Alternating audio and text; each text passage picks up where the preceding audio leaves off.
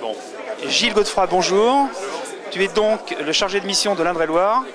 Et je crois qu'aujourd'hui, tu accueilles deux personnalités du Front National. Peux-tu nous les présenter? J'accueille vraiment deux grandes personnalités du Front National. D'abord, Patrick Bourson, qui va être notre tête de liste pour les élections européennes. Et il y a bien sûr M. Louis Alliot, qui est secrétaire général du Front National. Donc M. Bourson, c'est très important, se présente pour les européennes pour la région centre, Massif central, Limousin. Patrick Bourson, peux-tu nous dire un mot sur ta campagne, les grands axes de ta campagne, dans le cadre de cette élection européenne? Les grands axes, c'est simple, c'est déjà appeler les Français de toute tendance et toute catégorie à voter pour une Europe nationaliste et pas une Europe mondialiste. Montrer qu'on a fait fausse route jusqu'à maintenant, défendre l'entité, défendre la nation, défendre les Français de toute origine qui vivent en France. Et puis défendre les Européens, puisque nous ne sommes pas contre l'Europe, on est pour une Europe des nations, une protection de notre grenier à grains, de nos pharmacies, de nos ressources, de nos revenus, et puis pouvoir justement rétablir des frontières, pas pour les individus, mais surtout rétablir des frontières sur le plan taxe, parce qu'il faut se protéger des pays émergents qui ont de la main-d'œuvre à 40 € par mois. Donc nous ne pouvons plus faire face, le textile a disparu, la métallurgie a disparu, l'agriculture commence à se mourir. Donc il est temps, je pense, de réagir par les urnes. Je pense que ce combat, on va le gagner par les urnes. Moi, je ne suis pas comme M. Besançon, je ne suis pas pour la révolution. Je suis par la révolution des urnes, oui, mais celle où les gens vont bien voter. J'appelle donc les Français à voir en face d'eux des gens comme nous, qui ne sommes pas des fascistes, mais des gens réalistes. Voilà, pour moi, être réaliste, c'est pas être fasciste. La réalité des choses, elle est bien là. Il va falloir être vigilant, il faut des gens dans le privé. Ce qui détruit aussi notre nation, c'est que 90% des élus, depuis 81, sont passés fonction publique. Il y a 10% de privé, en gros, à la louche. Donc aujourd'hui, on gère notre nation, les politiques gèrent notre nation, puisqu'ils sont fonctionnaires avec une gamelle sans fond, quoi. D'ailleurs, sur l'Europe, ils viennent de trouver un point sur les 27 pays étonnant. On a un point vraiment commun, c'est le même salaire pour tous les députés des 27 pays. Donc c'est le seul point commun qu'ils ont. Donc il serait peut-être temps qu'on change les choses et puis que les électeurs comptent sur moi pour pouvoir changer et crier très fort là-haut, expliquer les choses ouvertement.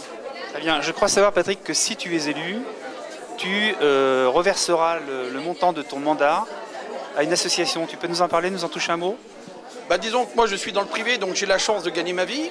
Et je ne fais pas comme tous les gens de gauche qui disent la famille, le cœur. Non, moi je donne. Je ne partage pas, je donne. Donc je donnerai mes 5600 € nets par mois de revenus aux 13 départements de notre région, Massif Central Centre, pour aider les gens en difficulté. Donc ça représente en gros 7000 repas par mois, multipliés par 60 mois. Donc je trouve que ça vaut le coup et ça aidera les gens dans la misère et la difficulté. Il faut déjà apprendre à balayer devant chez soi avant de vouloir balayer devant chez les autres. Donc ils sont tous bien gentils, nos politiciens, de droite comme de gauche, hein. Même chez nous, il y a des gameleurs partout. Donc je pense qu'aujourd'hui il est temps de dire un haut là tout ça et de montrer qu'on peut faire. Et en plus j'ai déjà fait, ça m'est déjà arrivé de faire des chèques de 100 000 francs Resto du Cœur, donc c'est pas une première pour moi. Mais j'aime aider les gens en difficulté, on est là pour ça, et tous ces gens-là peuvent compter sur moi, de toute tendance. Hein. Très bien. Pour quelle grande principale raison les électeurs français devraient-ils voter pour toi? Parce que je pense qu'en étant, comme je vous ai dit, avec la vie que j'ai eue, je suis quelqu'un d'atypique en politique. J'ai connu l'orphelinat, j'ai connu ce qu'on appelle entre parenthèses des maisons de redressement parce qu'on m'a placé pour me protéger à l'époque de mon beau-père qui me frappait beaucoup parce que je n'ai pas connu mon père. J'ai connu la détention pour un fusil pas nettoyé avec les droits communs, 3 mois de prison ferme parce que j'avais refusé de nettoyer une 3e fois mon arme. Donc ensuite, c'est sûr que je me suis retrouvé en détention parce qu'on est révolté. Et depuis 27 ans que je suis sorti de la centrale de Clairvaux, je me bats pour la réinsertion. Et la réinsertion française ne doit pas être un divin mot, doit être une réalité. Donc il ne faut pas critiquer les personnes qui se sont réinsérées comme moi au plus haut niveau. Au contraire, tous les gens de gauche devraient dire c'est superbe, c'est encourageant, on peut y arriver. Les services sociaux, pénalo-éducatifs, assistantes sociales, éducateurs, les instituteurs Greta Haute devraient être fiers et voter tous pour un individu comme Patrick Bourson avec le slogan « Bourson, c'est bon ». Très bien, merci Patrick. Merci Patrick. Bon, Patrick, tu t'es créé, ou tu es en train de te créer une solide réputation de candidat pour le moins atypique, notamment à la suite de ton intervention très remarquée à Arras, qui est encore un gros buzz sur Internet. Qu'est-ce que tu cherches à dire aux électeurs avec cette attitude-là? Est-ce que tu cherches un électorat particulier? Pourquoi est-ce que tu te démarques de cette manière-là du reste des candidatures et du reste de la politique en général? Bah Eric, mon ami Eric, je me permets de t'appeler comme ça parce que je sais qu'on est amis déjà dans la pensée et dans le cœur. Non, je pense qu'on est vaseliné depuis 30 ans. Quand tu veux être correct, c'est depuis 30 ans, le monde se fait mettre, à part la fonction publique, bien sûr, qui se gave. Donc je pense que les personnes de terrain, les personnes qui se lèvent tous les matins, les fourmis, j'appelle, parce qu'il y a les cigales en haut, c'est tous des belles cigales. Et nous, les fourmis, tous les matins, on se lève, on va au boulot. T'as le gars qui est là avec son radar, il t'arrête. Bonjour madame, mettez-vous sur le côté, vous étiez à 51 au lieu de 50, 90 €, un point.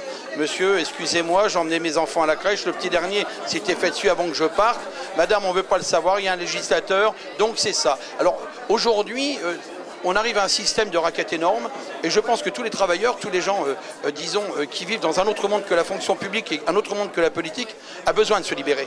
Et j'appelle tous les Français du privé à aller en politique. Il faut d'ailleurs prendre une loi pour ça. Et parce qu'on a parlé de la parité homme-femme, il faudrait peut-être parler quand même de la parité privée-publique. Pour moi, c'est un équilibre des choses. Aujourd'hui, quelques milliers de personnes se sont accaparées notre pays, notre nation, nos vies et nos revenus. Ils dilapident. On ne dilapide pas qu'avec les étrangers sur le sol, on dilapide avec des gens qui se sont fait une habitude de vivre sur notre dos.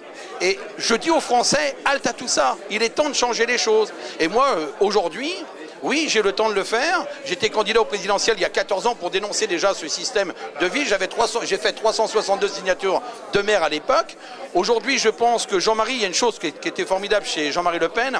Comme j'ai toujours dit, on n'est pas fasciste, on est réaliste. Et ça, c'est très important.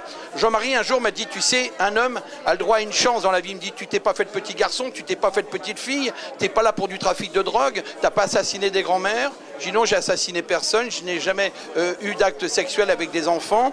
Il m'a dit, alors tu as le droit à une deuxième chance. Et là, c'est important. Comme il m'a dit, pourquoi es-tu pour la peine de mort? Bah, j'ai dit, dans ce pays, il n'y a que les victimes qui ont le droit de mourir. Voilà. Donc il y a des choses qu'il faut changer. Et je pense que beaucoup de gens se retrouveront avec nous, parmi nous. Parce que, comme je dis, le Front National n'est pas un parti xénophobe, homophobe, antisémite. Non, les autres sont tout ça. Nous, non. Nous, on est des gens réalistes. Je dis bien, on n'est pas fascistes, on est réalistes. Voilà la différence. Merci.